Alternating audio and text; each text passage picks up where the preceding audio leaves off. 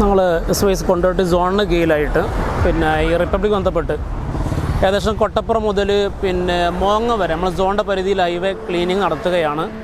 അതിൻ്റെ ഭാഗമായിട്ട് വ്യത്യസ്ത സർക്കിളിൽ നിന്ന് ഓരോ ഏരിയ തിരിച്ച് ആ ഏരിയകളിൽ അങ്ങാടികൾ 2 കിലോമീറ്ററോളം വീതിച്ചു കൊടുത്ത് ആ ഏരിയയിലുള്ള സൈൻ ബോർഡുകൾ, അതുപോലെ റോഡ് സൈഡിൽ കിടക്കുന്ന പ്ലാസ്റ്റിക് കവറുകൾ, പ്ലാസ്റ്റിക് സാധനങ്ങൾ, വേസ്റ്റ് സാധനങ്ങളൊക്കെ നീക്കം ചെയ്തുകൊണ്ട് ഇത്തരത്തിൽ പ്രവർത്തനമാണ് ഞങ്ങൾ ചെയ്തുകൊണ്ടിരിക്കുന്നത്. നമ്മൾ മാലിന്യങ്ങൾ ഒരു ഇഞ്ഞ സ്ഥലത്ത് കൊണ്ട് പ്ലാസ്റ്റിക് നമ്മൾ മറ്റുള്ള ടീമുകൾ കൊടുത്തിട്ട് അത് മാറ്റം വരുത്തിയിട്ട് കത്തിക്കാൻ പറ്റുന്ന സാധനങ്ങളൊക്കെ ഈ പേപ്പർ സാധനങ്ങളൊക്കെ കത്തിച്ച് ആ രീതിയിലൊക്കെ സംസ്കരിക്കാനാണ് ഉദ്ദേശിക്കുന്നത്. മാലിന്യങ്ങൾ കൂടുതലില്ലെങ്കിലും ചില ഏരിയകളിൽ നന്നായിട്ട് വേസ്റ്റുകൾ കാണുന്നുണ്ട്. യാത്രക്കാർ പല ഉപേക്ഷിക്കുന്ന വേസ്റ്റുകളൊക്കെ റോഡ് സൈഡിൽ നന്നായിട്ട് കാണുന്നുണ്ട്. അപ്പോൾ അതൊക്കെ കഴിയുന്ന രീതിയിൽ ഞങ്ങൾ ഒക്കെ ക്ലീൻ ചെയ്യുന്നുണ്ട്. റിപ്പബ്ലിക് ദിനാഘോഷ ഭാഗമായി ക്ലീൻ ഹൈവേ നടത്തി കൊണ്ടോട്ടി സാന്ത്വനം കൂട്ടായ്മയുടെ മാതൃകാ പ്രവർത്തനം.